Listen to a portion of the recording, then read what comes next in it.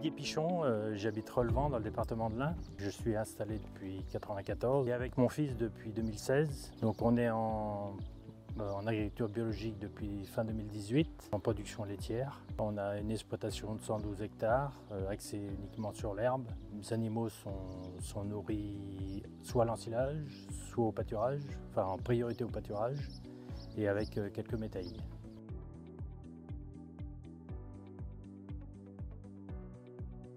Donc c'est suite à l'installation de mon fils. Le projet il était fait en conventionnel comme on était avant.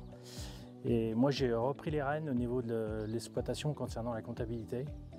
Et quand j'ai vu le tas de factures, ça devenait insoutenable. Donc le but, quand Alexandre s'est installé, j'ai dit il faut qu'on arrête ça, il faut qu'on trouve une autre façon de travailler.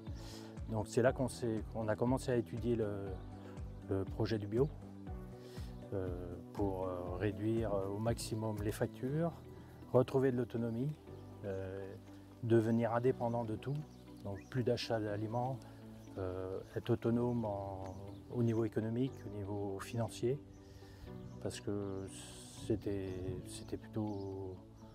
de la survie, quoi.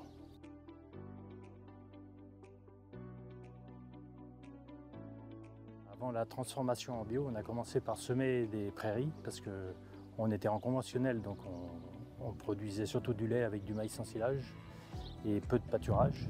Donc l'objectif c'était de retrouver de l'autonomie, donc 100% au maximum pâturage pour éviter les coûts.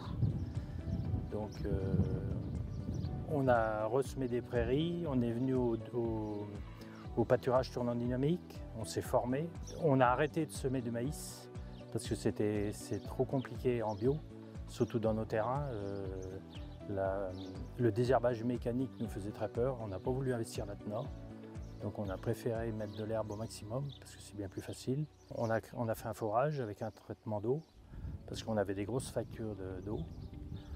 On a investi aussi dans le panneau solaire.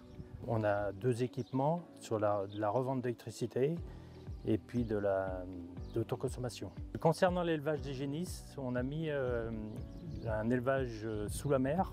On a aussi fait un croisement 3 voies. On était parti sur la base de la Montbéliarde au départ. On s'est un petit peu cherché, on a commencé par du cimental, ensuite on a mis de la brune, et là maintenant depuis 1 an on intègre la jersiaise. Parce que l'idée c'est de trouver des vaches pas trop lourdes pour le pâturage, parce que bon, la cimentale elle est un peu comme la Montbéliarde, c'est des vaches très lourdes donc qui peuvent pénaliser au niveau des prairies. Et à terme peut-être qu'on inclura l'Holstein pour retrouver de la morphologie. Étant donné qu'avant on était sur l'adduction, on a fait un forage, on en a profité pour distribuer toute l'eau dans les pâtures.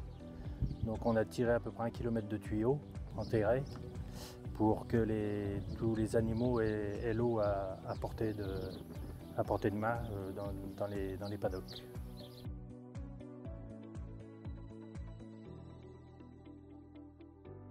Concernant le pâturage,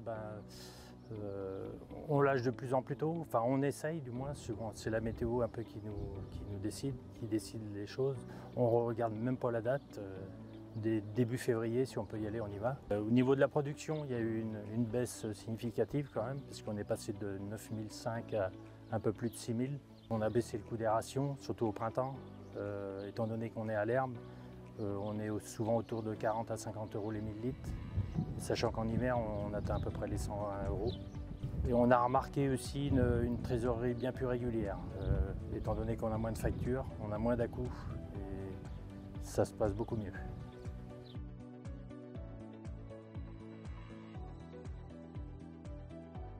Il faut déjà travailler un peu sur ses coûts, réduire les coûts alimentaires, c'est indispensable.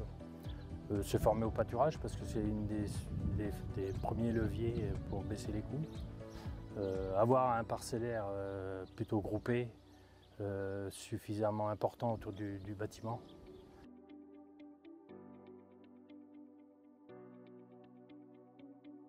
On envisage la monotraite, mais quand on envisage la monotraite, c'est qu'on va réduire la production automatiquement de 25 à 30%. Donc on attend encore 2-3 ans d'être moins chargé en investissement et passer à la monotraite pour se dégager du temps puis avoir un confort de vie un peu supérieur, quoi.